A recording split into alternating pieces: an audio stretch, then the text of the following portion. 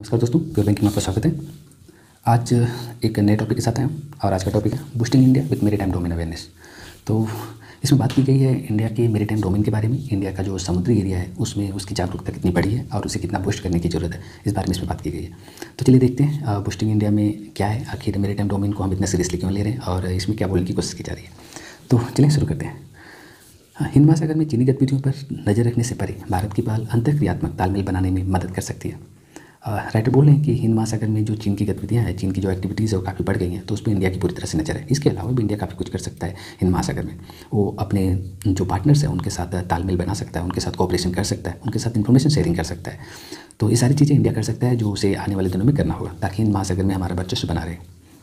एक मिलिट्री के बहुत बड़े विद्वान थे, महान सुन जू। उन्होंने कहा था कि अगर वार के बारे में पहले से आपको पता हो, उसके जो इम्पोर्टेंट एलिमेंट्स हैं उनके बारे में अगर आपको पहले से पता हो तो आपको उससे फ़ायदा हो सकता है। लेकिन इसका ये मतलब नहीं कि इस चीज़ को आप किसी स्पिरिट से पैदा कर सकते हैं या भगवान आपको बता सकते हैं या कोई पास्ट इवेंट हुआ उससे आप पता कर सकते हैं।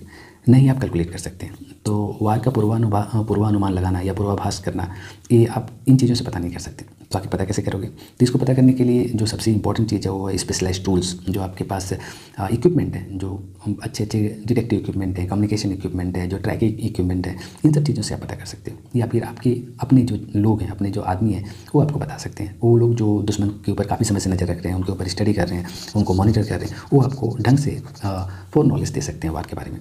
तो इन चीज़ों से वार के बारे में पता किया जा सकता है।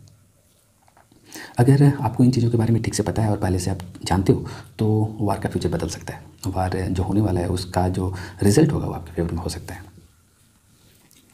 तो जो आज के एनिमीज़ हैं सी में, वो बिल्कुल अलग तरह के हैं। उनके बारे में अगर हम ठीक से देखें तो उनको समझना थोड़ा मुश्किल है। आज की जो सिचुएशन है, वार की सिचुएशन में काफ़ी कम्प्लेक्स हो चुकी है, स्पेशली मेरे टाइम के एरिया में, यानी जो समुद्री एरिया उसमें। अब आज की सिचुएशन पहले से बिल्कुल अलग है, जो सुन जू के समय में थी उससे बिल्कुल अलग है। तो हम ये नहीं बोल सकते कि जो उन्होंने बोला था कि फोर नॉलेज, वो अभी इंपॉर्टेंट नहीं है। वो आज भी उतना इंपॉर्टेंट है जितना पहले था। आज के डेट में जो इनमी है सी में, उसे पहचानना थोड़ा और मुश्किल हो गया। उसे रिकॉग्नाइज़ करना आसान नहीं है। वो किसी भी रूप में हो सकता है। वो एक टेररिस्ट हो सकता है, पायरेट हो सकता है, क्रिमिनल हो सकता है, सी रोवर्स हो सकता है, यानी लुटेरा हो सकता है। वो किसी भी रूप में छिपा हो सकता है और आपका बीट कर सकता है। वो कोई रेगुलर एक्टर भी हो सकता है, जैसे फिशरमैन हो या पोर्ट वर्कर्स हो, ये भी हो सकता है। तो आप ये बोल नहीं सकते कि कौन आपका दुश्मन है।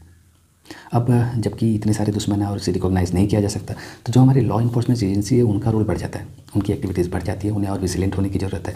उन्हें और अपने जो सेंसर और कम्युनिकेशन नेटवर्क है उस पर और रिलायंट होने की ज़रूरत है, यानी उस पर और निर्भर होने की ज़रूरत है, उसे और सिक्योर बनाने की ज़रूरत है, ताकि जो सस्पिशियस मोमेंट है और उसे ढंग से मॉनिटर किया जा सके और जो इन्फॉर्मेशन उसे रियल टाइम में शेयर किया जा सके। ये आज की ज़रूरत है। ये जो प्रैक्टिशनर्स हैं, जो इसके बारे में काफ़ी चीज़ें कर रहे हैं, जो अवेयरनेस बढ़ा रहे हैं, जो कॉन्शियस हैं इन चीज़ को लेकर, मेरीटाइम डोमेन को लेकर, उनको इन चीज़ों को इम्प्रूव करने की ज़रूरत है।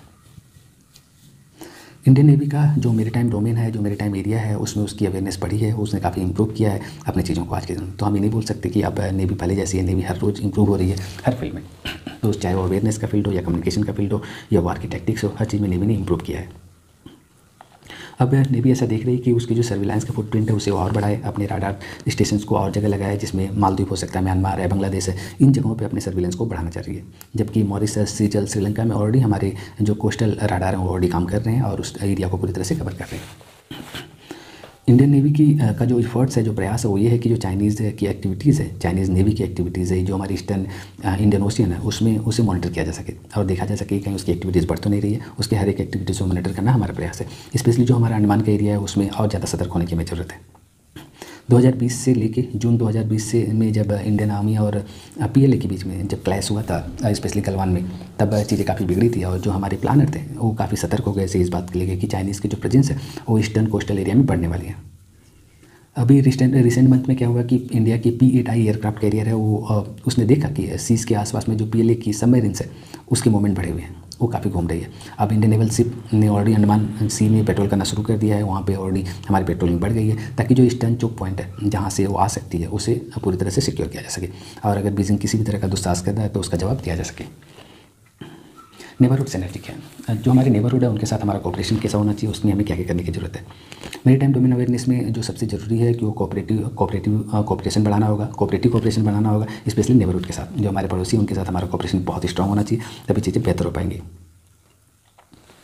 अभी की जो रिपोर्ट है उसके हिसाब से इंडियन ओशियन की जो कंट्री हैं साथ, जिसमें Bangladesh, Myanmar, Indonesia, Sri Lanka, Maldives, Mauritius and Seychelles, ये बहुत जल्दी अपनी लाइजन ऑफिसर पोस्ट करने वाली हैं Indian navy information fusion centre जो गुरुग्राम में है, यहाँ पे अपनी लाइजन ऑफिसर डालेंगे ताकि कोई भी कम्युनिकेशन आसानी से और जल्दी किया जा सके। फ्रांस ने ऑलरेडी अपनी लाइजन ऑफिसर आईएफसी में डाल रखा है and 4 other Indo Pacific navies जैसे Australia, Japan, UK and US, इन्होंने भी प्लान किया है कि अपनी लाइजन ऑफिसर बहुत जल्दी सेंटर में डालेंगे ताकि जो इन्फॉर्मेशन शेयरिंग है उसे और बेहतर बनाया जा सके और इन्फॉर्मेशन को और तेज़ी से शेयर किया जा सके। और इसका जो हब होगा ईस्टर्न इंडियन ओशियन होगा।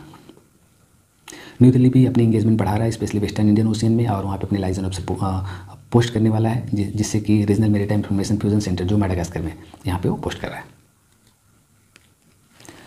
अब जो इंडियन ओशियन कमीशन है उसमें अभी बहुत जल्दी इंडिया ने हेल्प किया है कि इंडिया ने उसको ज्वाइन किया है एज ए ऑब्जर्वर, और वो चाहता है कि जो ये रीजनल मैरीटाइम इंफॉर्मेशन सेंटर है जो कि की पॉइंट होने वाला है इंफॉर्मेशन का आने वाले दिनों में वेस्टर्न इंडियन ओशियन में, उसमें उसकी एक्टिविटीज़ बढ़े। इंडिया ने यूरोपियन मैरीटाइम अवेयरनेस सेंटर में वहाँ पे भी अपने लाइजन ऑफिसर पोस्ट किए हैं जो स्टेट ऑफ हार्मोज है अबू धाबी में, ताकि उस एरिया में भी मैरीटाइम एक्टिविटीज़ को मॉनिटर किया जा सके, जिससे पर्सियन गल्फ और स्टेट ऑफ हार्मोज को पूरी तरह से कवर किया जा सके।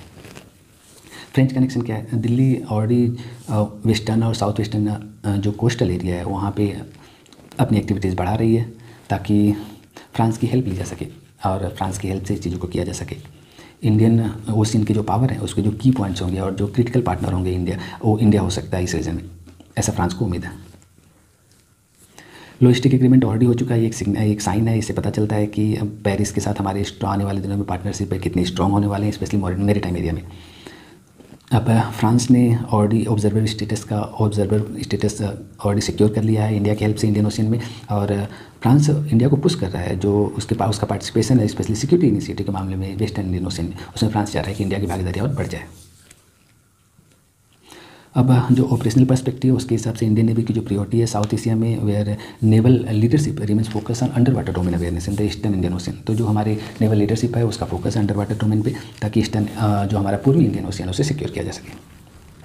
चाइना एक हेडेक है, चाइना की वजह से चीज़ें काफ़ी चेंज हो रही हैं। चाइना ने क्या किया, आने वाले दिनों में एक सबमरीन बनाई है जो कि एक साइलेंट सबमरीन बनाई है। इस तरह की सबमरीन जिसे डिटेक्ट करना सी में काफ़ी मुश्किल है, काफ़ी टफ है, इस तरह की सबमरीन उसने डेवलप कर ली है।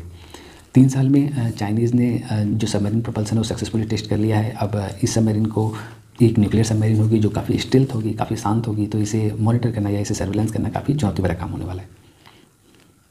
अब इन्हीं सब चीज़ों को देखते हुए इंडिया की एक्टिविटीज़ बढ़ गई है। जो चाइना ने अनमैन्ड अंडर वाटर व्हीकल जो कि ऑलरेडी डिस्कवरी कर ली है, तो उसने क्या किया कि इंडियन ओशियन जो साउथर्न इंडोनेशियन आइसलैंड ने ऐसा सजेस्ट किया है कि चाइना ऑलरेडी जो हमारे इंडियन ओशियन है उसकी मैपिंग ऑलरेडी कर चुका है और आने वाले दिनों में वो हमें इसमें चुनौती दे सकता है, और ये सब उसने किया है एडवांस सबमरीन ऑपरेशन की मदद से। तो इसमें आश्चर्य नहीं होना चाहिए कि इंडिया भी अपने अंडर वाटर डिटेक्शन कैपेबिलिटीज़ को ऑलरेडी बढ़ा दिया है। इसकी भी कैपेबिलिटीज़ काफ़ी बढ़ चुकी है ताकि ईस्टर्न चोक पॉइंट को कवर किया जा सके। अब इसके लिए इंडिया ने क्या किया है कि ऑलरेडी इस एरिया को सर्विलांस करने के लिए सेंसिटिव सी स्पेस को स्पेशली इंडियन नेवी ने ऑलरेडी 2 सी गार्डियन ड्रोन लीज पे लिया यूनाइटेड स्टेट से, ताकि इस एरिया को और पूरी तरह से गार्ड किया जा सके। हमारे 9 operational P-8I aircraft already cover कर रहे हैं बे ऑफ बंगाल कोस्टल एरिया को, ताकि उस एरिया में कोई भी एक्टिविटीज़ हो तो हम उसे मॉनिटर कर सकें। 9 और एयरक्राफ्ट कैरियर लेने का प्लान है, जिसमें 3 ऑलरेडी ऑनगोइंग प्रोसेस में है जो बहुत जल्दी कॉन्ट्रैक्ट में आने वाले हैं, और बाकी के ऑलरेडी निगोशिएशन पीरियड में चल रहे हैं वाशिंगटन के साथ। तो आने वाले दिनों में हम 9 aircraft carrier aircraft already USA से लेंगे, ताकि ये जो सर्विलांस का फुटप्रिंट है उसको और अच्छे से कवर किया जा सके। इसका एक र्यूमर भी है जिसमें पता चल रहा है कि न्यू दिल्ली क्या कर रहा है, जापान के साथ मिलकर अंडर वाटर सेंसर डेवलप कर रहा है एक बहुत बड़ी मात्रा में अंडमान सी में, ताकि इस एरिया में चाइनीज़ की जो सबमरीन अगर आए तो उसे डिटेक्ट किया जा सके। तो जो हमारा रियल टेस्ट है वो है कि जो मैरीटाइम डोमेन है उसमें अगर हमें मोटिवेट रहना है, उसमें बने रहना है, तो हमें स्ट्रेटजिक कंसाइडरेशंस करने की ज़रूरत है। स्ट्रेटजिक कंसाइडरेशन से हम चीज़ों को बना के रख सकते हैं, लेकिन उसके साथ साथ हमें इंडिया को इस तरह से इनिशिएट करना होगा ताकि उसका मोटिवेशन लेवल बना रहे उसमें। इंडियन के जो डिसीजन मेकर है उन्होंने इसकी पहचान की है कि जो कोऑपरेटिव टूल्स हैं स्पेशली फाइट इंटरनेशनल जो क्राइम्स है शोर एरिया में उसे फाइट करने के लिए बहुत ज़रूरी है, उसे डेवलप करने की ज़रूरत है। तो जो हमारे शिपिंग एग्रीमेंट है स्पेशली 21 कंट्रीज़ के साथ, इसमें इंडियन ओशियन रीजन में उससे जो मैरीटाइम ट्रैफिक है उसका एक कंप्रिहेंसिव पिक्चर बनता है, उससे एक कंप्रिहेंसिव पिक्चर निकल के आता है, ताकि हमारा एफर्ट्स है कि जो छोटे छोटे आइलैंड स्टेट हैं वो भी रीजनल थ्रेट्स को पूरी अच्छी तरह से मैनेज कर पाएँ। इंडिया की एक मिलिट्री सैटेलाइट है GSAT-7A, वो बहुत जल्दी रियल टाइम डाटा शेयर करने लगेगी ताकि हम इंफॉर्मेशन को अपने पार्टनर के साथ आसानी से शेयर कर सकें। ये जो प्रयास है इसमें जो हमारे ऑफिसर्स हैं उन्होंने ऐसा बोला है कि ये जो प्रयास है वो काबिल तारीफ़ है। इसमें ये दिखाता है कि हमारा सिक्योरिटी और जो ग्रोथ है स्पेशली कि ऑल इन द रीजन्स वो काफ़ी डेवलप हुआ है, उसमें हम काफ़ी आगे बढ़े हैं। और एक हमारे PM की जो फिलोसफी है कि advance is the idea of India, specially security provider बनना या प्रीफर्ड पार्टनर बनना इंडो पैसिफिक रीजन में, उस दिशा में हम काफ़ी काम कर रहे हैं।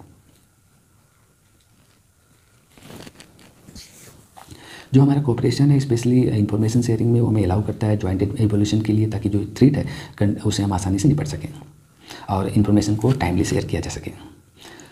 जो रियल चेंज हुआ है, रियल चेंज जो लाया गया है उसमें इंडिया ऑलरेडी इंश्योर कर रहा है कि इन्फॉर्मेशन फ्लो बना रहे, ताकि कोई भी कोऑपरेशन अगर करना हो स्पेशली इन्फॉर्मेशन के फील्ड में तो अपने पार्टनर के साथ किया जा सके और इन्फॉर्मेशन को टाइमली शेयर किया जा सके। रियल टेस्ट जो मैरीटाइम डोमेन अवेयरनेस का है वो हमारे लिए गेम चेंजिंग हो सकता है इस फील्ड में। तो अगर हम इन चीज़ों को ठीक से कर रहे हैं और चीज़ों को बेहतर तरीके से कर रहे हैं और अगर हम अपने को पार्टनर के साथ कोऑपरेशन बढ़ा रहे हैं तो आने वाले दिनों में चीज़ें बदलेंगी और ये एक गेम चेंजिंग के रूप में डेवलप होगा, ताकि हम मैरीटाइम डोमेन का जो अवेयरनेस है उसे पूरी तरह से डेवलप कर सकें और यहाँ पे किसी दूसरे का वर्चस्व न बनने दें। स्पेशली चाइना की को कंट्रोल में रखने के लिए सारी चीज़ें बहुत जरूरी है, जिस पर हम ऑलरेडी काम कर रहे हैं। तो आज के लिए इस आर्टिकल में इतना ही। कल फिर से मिलता है एक नए आर्टिकल के साथ, तब तक के लिए जय हिंद।